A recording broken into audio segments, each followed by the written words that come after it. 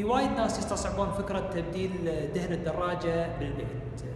بهالفيديو راح احاول ان شاء الله ابسط لكم الامور، وان شاء الله تاخذ منكم ربع ساعة تقريبا. تعالوا معي. اليوم نتعلم شلون نبدل دهن الهيرتج سوفتيل موديل 2014.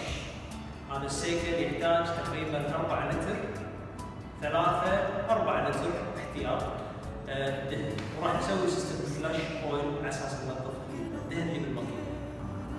في برغي مال الدهن، دهن الماكينه، وين هني الاويل تحت الاكزوز صاير البرغي الصوب. تروح هني بالالنكي، في له برغي الانكي، اذا ما عندك الالنكي تقدر تستعمل الرنج الثاني وتبطل البرغي.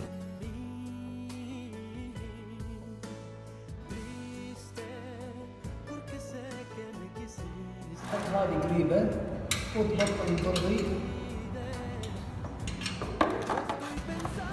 والحين جاهز. فبس دير بالك لا تدمر نفسك، وحاول تنتبه على هذه هني يكون فيها وسخ، هاي برادة حديد شوية خفيفة، تنظفها وتشيل الوشرة اللي تحت هني، الأورنج هذه تشيلها. راحت خلاص. تحط أورنج جديد، تأكد إنها نظيفة. طبعا الدهن ما راح ينزل كله بسرعة، لازم تبطل هذه عشان تتنفس. والحين الدهن كله يطلع. بعدها توقف السيكل وتحركه يمين يسار بحيث إذا كان فيه أي دهن متوسط متراكم داخل ينزل. بعد ما تنظف برغي الماكينة لازم تركب الأورنج الجديد، الوشرة والأورنج الجديد على البرغي. بعدها تاخذه وتركبه، تفرغ مكانه وتركبه.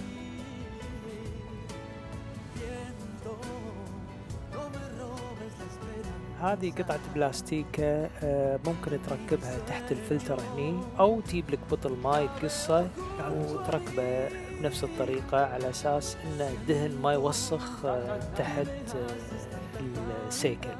وتمد الهوز لطاسة، تجيب المطرقة مع مسمار وتطقه من فوق الفلتر. الفكرة انك تبي تشيل الفلتر بدون ما تدمر السيكل من تحت قواعد الماكينة. اول شيء تركب القاعدة مالت الاسبانة مالت الفلتر، تفرها لفة واحدة شوية كذي، وبعدين تطق بالمسمار طقة بحيث ان الدهن يطلع، وتفره بحيث ان فتحة المسمار تكون له تحت، وباقي الدهن ينزل بالكونتينر اللي حاطينه يجمع الدهن.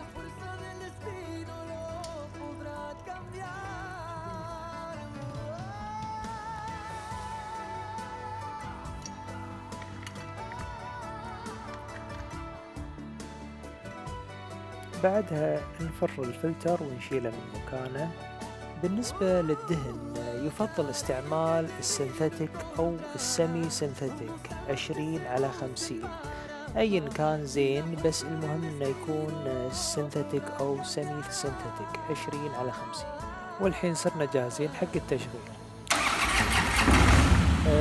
نشغل السيكل وننطر الدهن يصفى يصير أبيض. أول ما يصير أبيض مثل ما انتم شايفين هني نطفي السيكل.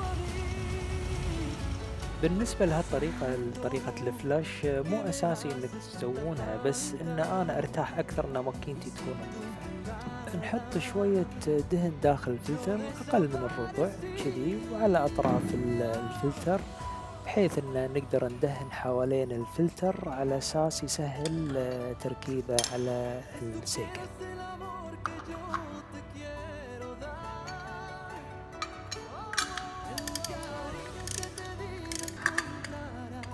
طبعا الحين اللي علينا ان نشيك الليفل مال الدهن. تبي الدهن يكون واصل لين نص بين اللو بين الهاي، لان الماكينة باردة.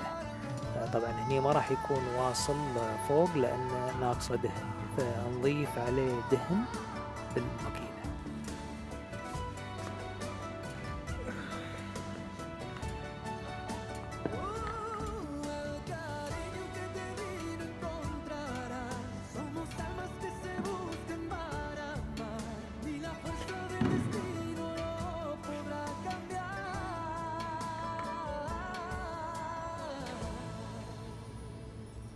إن شاء الله تكونوا استفدتوا من الفيديو، وأحب أشوف تعاليقكم ولايكاتكم إذا عجبكم، وشكرا. معاكم هارون خارجة.